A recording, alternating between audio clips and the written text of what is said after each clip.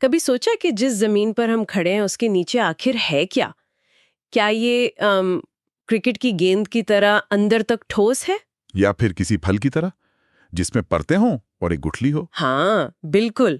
और मजेदार बात यह है कि इसका जवाब खोजने के लिए हमें एक तरह का जासूस बनना पड़ता है। सही बात है, क्योंकि हम खुद वहां जाकर तो देख नहीं सकते। और यही आज हमारी पड़ताल का विषय है। हमारे पास एनसीईआरटी क्लास 11 की भूगोल की किताब से जुड़े कुछ नोट्स हैं और आज हम इन्हीं के आधार पर पृथ्वी के अंदर की दुनिया को समझने की कोशिश करेंगे। हमारा मिशन साफ है। पहले हम उन सुरागों को देखेंगे जिनसे हमें अंदर की जानकारी मिलती है, यानी डायरेक्ट और इनडायरेक्ट सबूत।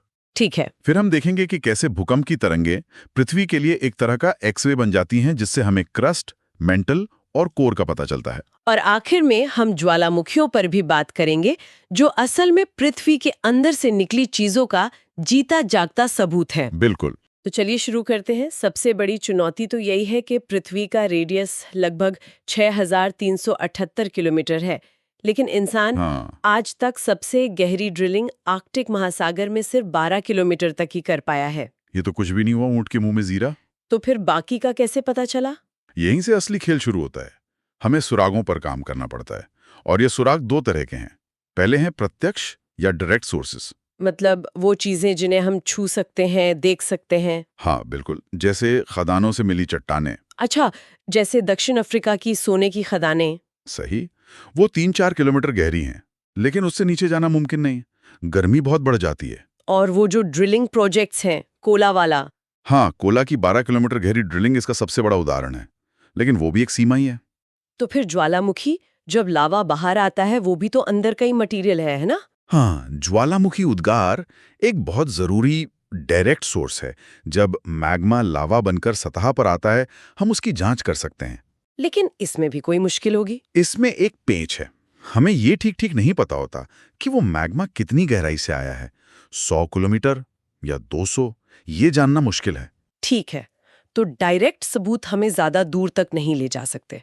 मतलब 99% कहानी इनडायरेक्ट सुरागों से ही पता चलती होगी। एग्जैक्टली। और यहीं से विज्ञान किसी जासूसी नॉवेल की तरह दिलचस्प हो जाता है। अच्छा। इनडायरेक्ट स्रोतों में सबसे पहले तो हम तापमान और दबाव के पैटर्न को देखते हैं। हमें पता है कि गहराई के साथ ये दोनों, और साथ में घनत्व यानी डेंसिटी भी बढ़ती है। तो इससे वैज्ञानिक अंदाजा लगाते हैं कि पदार्थ कैसा होगा। हाँ बिल्कुल। और एक और बड़ा अजीब सा सुराग है। वो क्या? उल्कापिंड। उल्कापिंड। मतलब अंतरिक्ष से आई चीज हमें पृथ्वी के अंदर का राज कैसे बता सकती है? सुनने में अजीब लगता है, पर यह सच है। उल्कापिंड या मीटियोर्स उसी मटेरियल से बने हैं जिनसे हमारी पृथ्वी बनी थी। अच्छा। तो जब हम उनके कोर को स्टडी करते हैं, तो हमें एक अंदाजा मिलता है कि हमारी पृथ्वी का कोर कैसा होगा, किन धातुओं से बना होगा। वाह, ये तो कमाल की बात है। और गुरुत्वाकर्षण, ग्रेविटी का भी कोई रोल है इसमें? ग्रेविटी भी एक बड़ा सुराग है। पृथ्वी का गुरुत्वाकर्षण बल हर जगह एक जैसा नहीं है। मतलब? ये ध्रुवों पर थोड़ा ज्यादा और भूमध्य रेखा पर थोड़ा कम होता है। लेकिन इसके अलावा भी इसमें छोटे छोटे अंतर होते हैं, जिन्हें ग्रेविटी एनोमली कहते हैं। ग्रेविटी एनोमली मतलब अगर जमीन के नीचे कुछ भारी है तो वहां गुरुत्वाकर्षण थोड़ा ज्यादा होगा। हाँ बिल्कुल, यही मतलब है। ये फर्क बहुत मामूली होता है, लेकिन हमारे उपकरण इससे पकड़ लेते हैं। ये हमें बताता है कि क्रस्ट के नीचे मटेरियल का बंटवारा कैसा है। ठीक है, लेकिन इन सब में सबसे बड़ा और सबसे भरोसेमंद जासूस कौन है? वो है भूकंपीय तरंगे, साइस्मिक वेव्स। भूकंप? हाँ, भूकंप सतह पर भले ही तबाही लाते हों, पर वैज्ञानिकों के लिए ये पृथ्वी के अंदर झांकने का सबसे शक्तिशाली जरिया है। एक तरह से पूरी पृथ्वी का अल्ट्रासाउंड। तो भूकंप सिर्फ तबाही नहीं बल्कि एक तरह का अल्ट्रासाउंड है। ये कैसे काम करता है? जब जमीन के नीचे चट्टानें टूटती हैं, तो ऊर्जा निकलती है। जिस जगह ये ऊर्जा निकलती है, उसे फोकस कहते हैं। और उसके ठीक ऊपर सतह पर जो बिंदु होता है, एपिसेंटर। बिल्कुल, एपिसेंटर। और ये ऊर्जा तरंगों के रूप में चारों तरफ फैलती है। और ये तरंगे अलग अलग तरह की होती हैं। हाँ, मुख्य तौर पर दो तरह की। पहली है बॉडी वेव्स, जो पृथ्वी की बॉडी से होकर गुजरती हैं। और दूसरी है सरफेस वेव्स, जो सिर्फ सतह पर चलती हैं।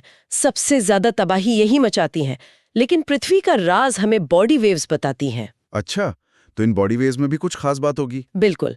बॉडी वेव्स भी दो तरह की हैं, पी तरंगे यानी पी वेव्स और एस तरंगे यानी एस वेव्स। और पी वेव्स मतलब प्राइमरी वेव्स, ये सबसे तेज चलती हैं। और इनकी सबसे बड़ी ताकत यह है कि ये ठोस, तरल और गैस तीनों से गुजर सकती हैं। तीनों से, ठीक है। और एस वेव्स? एस वेव्स यानी सेकेंडरी वेव्स, ये थोड़ी धीमी होती हैं, लेकिन इनकी सबसे बड़ी और सबसे ज़रूरी खासियत ये है कि ये सिर्फ और सिर्फ ठोस चीज़ों से ही गुजर सकती हैं। सिर्फ ठोस से? हाँ, तरल या गैस में ये गायब हो जाती हैं और यही एक फैक्ट भूविज्ञान की सबसे बड़ी खोज की चाबी बना। एक मिनट, तो आप कह रहे हैं कि सिर्फ इसलिए कि एक तरह की तरंगें पृथ्वी की दूसरी तरफ नहीं पहुंचती, वैज्ञानिकों ने पता लगा लिया कि हमारे ग्रह के केंद्र में कुछ पिघला हुआ है? बिल्कुल, ये भूविज्ञान के सबसे बड़े यूरीका मोमेंट्स में से एक था। ये तो कमाल का जासूसी काम है। इसका पता चला शैडो जोन की मदद से। शैडो जोन मतलब पृथ्वी का वो इलाका जहां किसी खास भूकंप की तरंगें रिकॉर्ड नहीं होती।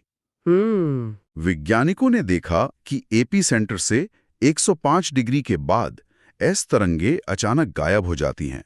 पृथ्वी के दूसरी तरफ कहीं भी रिकॉर्ड नहीं होती। क्यों? क्योंकि वो किसी तरल चीज से टकराकर रुक गईं। एग्जैक्टली। एस तरंगों का गायब होना इस बात का सबसे बड़ा सबूत था कि पृथ्वी का बाहरी कोर यानी आउटर कोर तरल अवस्था में है, पिघले हुए लोहे का एक महासागर। अविश्वसनीय। मतलब हम जमीन पर बैठकर हजारों किलोमीटर नीचे क्या हो रहा है इसका पता लगा सकते हैं। हाँ, और पी तरंगों का क्या हुआ? वो तो तरल से गुजर सकती हैं। हाँ, उनका क्या हुआ? वो तरल कोर को पार तो कर जाती हैं, लेकिन जब वो ठोस मैंटल से तरल कोर में जाती हैं तो थोड़ी मुड़ जाती हैं, मतलब रिफ्रैक्ट हो जाती हैं। अच्छा। इस मुड़ने की वजह से 105 से 145 डिग्री के बीच एक ऐसी पट्टी बन जाती है जहां पी तरंगे भी नहीं पहुंचती।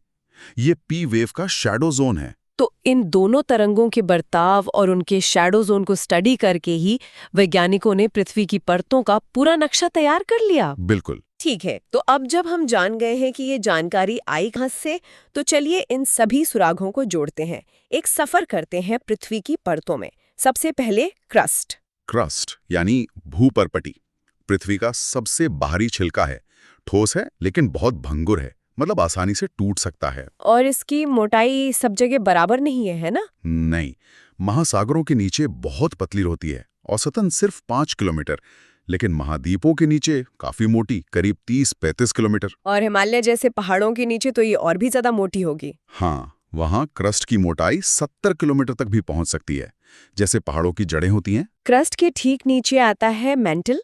ये कहाँ तक है? क्रस्ट के नीचे से लेकर 2900 किलोमीटर की गहराई तक मैंटल है, और इसका ऊपरी हिस्सा थोड़ा अजीब है।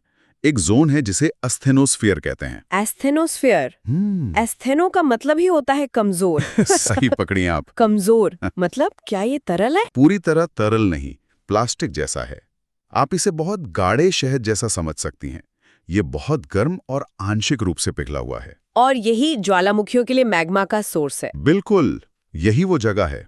ये लगभग 400 किलोमीटर की गहराई तक है। और एक शब्द लिथोस्फीयर भी बहुत सुना है, वो क्या है? लिथोस्फीयर यानी स्थल मंडल। इसमें पूरी क्रस्ट और मेंटल का सबसे ऊपरी ठंडा और ठोस हिस्सा शामिल है। अच्छा। और यही लिथोस्फीयर टेक्टोनिक प्लेट्स बनाता है और इसी कमजोर एस्थेनोस्फीयर के ऊपर तैरता है। ठीक है, और फिर सबसे अंदर 2900 किलोमीटर के बाद कोर। हाँ, पृथ्वी का दिल, कोर। जैसा हमने जाना, बाहरी कोर तरल अवस्था में है, लेकिन आंतरिक कोर वो ठोस है। हाँ, ये सवाल मेरे मन में भी आया था। आंतरिक कोर तो और भी ज्यादा गर्म होगा, फिर वो ठोस कैसे? इसका कारण है दबाव, बहुत ज्यादा दबाव। अच्छा। आंतरिक कोर पर ऊपर की सारी परतों का इतना जबरदस्त प्रेशर है कि वहां मौजूद लोहा और निकेल पिघल ही नहीं पाते, चाहे तापमान सूरज की सतह जितना ही क्यों ना हो। कमाल है। तो ये हुई पृथ्वी की पूरी संरचना। अब वापस उस एस्थेनोस्फीयर पर आते हैं जहां से ज्वालामुखी का मैग्मा आता है। बिल्कुल, जब ये गर्म प्लास्टिक जैसा मैग्मा किसी कमजोर जगह से सतह की ओर बढ़ता है तो ज्वालामुखी बनते हैं। जब तक ये जमीन के नीचे है, इसे मैग्मा कहते हैं। पर जब ये सतह पर बहने लगता है तो लावा कहलाता है। हाँ, और ये लावा अलग अलग तरह के ज्वालामुखी बनाता है, जो इस पर निर्भर करता है कि लावा कितना गाढ़ा या पतला है। जैसे सबसे पहले हैं शील्ड ज्वालामुखी। इनका लावा बहुत पतला और तरल होता है। ये आसानी से बहता है और दूर तक फैल जाता है। तो इनसे ऊंचे पहाड़ नहीं बनते होंगे? नहीं, इनसे एक ढाल या शील्ड जैसी चौड़ी आकृति बनती है। हवाई के ज्वालामुखी इसके सबसे अच्छे उदाहरण हैं। और जो विस्फोटक वाले होते हैं, जैसे फिल्मों में दिखाते हैं, वो होते हैं कंपोजिट ज्वालामुखी। उनका लावा बहुत गाढ़ा और चिपचिपा होता है। ये लावा ज्यादा दूर तक नहीं बह पाता और एक ही जगह परत दर परत जमता जाता है। साथ में बहुत सारी राख और चट्टानी टुकड़े भी निकलते हैं। इससे एक ऊंचा शंकु जैसा पहाड़ बनता है। और इनसे भी ज्यादा खतरनाक कुछ होता है? हाँ, उन्हें कहते हैं काल्डेरा। ये महाविस्फोटक होते हैं। महाविस्फोटक इतने शक्तिशाली होते हैं कि विस्फोट के बाद इनका पूरा ढांचा हवा में उड़ जाता है और ये खुद ही अंदर की ओर धंस जाते हैं। इससे जमीन पर एक बहुत बड़ा गोल गड्ढा बन जाता है। भारत में भी ज्वालामुखी का एक बहुत बड़ा उदाहरण है, दक्कन का पठार। वो कैसे बना? वो एक अलग ही तरह की घटना थी जिसे फ्लड बेसाल्ट प्रोविंस कहते हैं। इसमें जमीन में लंबी लंबी दरारें खुल गईं और उनसे बहुत ही पतला लावा किसी बाढ़ की तरह निकलकर हजारों वर्ग किलोमीटर में फैल गया। हजारों वर्ग किलोमीटर? हाँ, भारत का दक्कन ट्रैप इसी का नतीजा है। अविश्वसनीय। ये तो हुई सतह पर बनने वाली आकृतियां, पर क्या ऐसा भी होता है कि लावा सतह तक पहुंच ही न पाए और अंदर ही जम जाए? बिल्कुल। जब मैग्मा क्रस्ट के अंदर ही ठंडा होकर जम जाता है तो वो अंतर्वेदी या इंट्रूसिव लैंडफॉर्म्स बनाता है। और ये हमें बाद में दिखते हैं? हाँ, जब लाखों साल बाद ऊपर की जमीन कटकर हट जाती है। ये एक तरह से पृथ्वी की पुरानी पाइपलाइन के जीवाश्म है। दिलचस्प। इनकी कुछ उदाहरण? सबसे बड़ी संरचना होती है बैथोलिथ। ये मैग्मा के विशाल भंडार होते हैं जो जमीन में बहुत गहराई पर ठंडे हो जाते हैं। एक और है डाइक। जब मैग्मा चट्टानों में किसी खड़ी दरार में घुसकर जमता है तो एक दीवार जैसी संरचना बनती है। इसका कोई भारतीय उदाहरण? पश्चिमी महाराष्ट्र के इलाके में डाइक बहुत आम है। ऐसा मानते हैं कि दक्कन ट्रैप को बनाने वाला लावा इन्हीं डाइक्स के जरिए सतह तक पहुंचा था। मतलब ये फीडर पाइप थे? हाँ, और जब लावा परतों के बीच लेटी हुई अवस्था में जमता है तो उसे सिल कहते हैं। तो कुल मिलाकर हमने आज समझा कि हम पृथ्वी के अंदर सीधे तौर पर भले ही न देख पाएं, पर भूकंप की तरंगों जैसी अदृश्य चीजों के सुरागों से हम एक बहुत साफ तस्वीर बना सकते हैं। बिल्कुल। इस तरंगों का गायब हो जाना हमें तरल बाहरी कोर के बारे में बताता है। और ज्वालामुखी हमें अंदर के मटेरियल का सीधा सैंपल देते हैं। सही कहा। और ये हमें एक बहुत बड़े सवाल पर लाकर छोड़ता है। क्या? पृथ्वी के अंदर की यही गर्मी, यही पिघली हुई चट्टानें जो ज्वालामुखी और भूकंप लाती हैं, वही हमारी टेक्टोनिक प्लेट्स को भी चलाती हैं। तो सोचने वाली बात यह है कि जैसे जैसे हम पृथ्वी के अंदर की इन प्रक्रियाओं को और बेहतर समझेंगे, क्या हम भविष्य में सतह पर होने वाली इन बड़ी घटनाओं जैसे भूकंप या ज्वालामुखी विस्फोट का बेहतर पूर्वानुमान लगा पाएंगे? क्या हम इस विशाल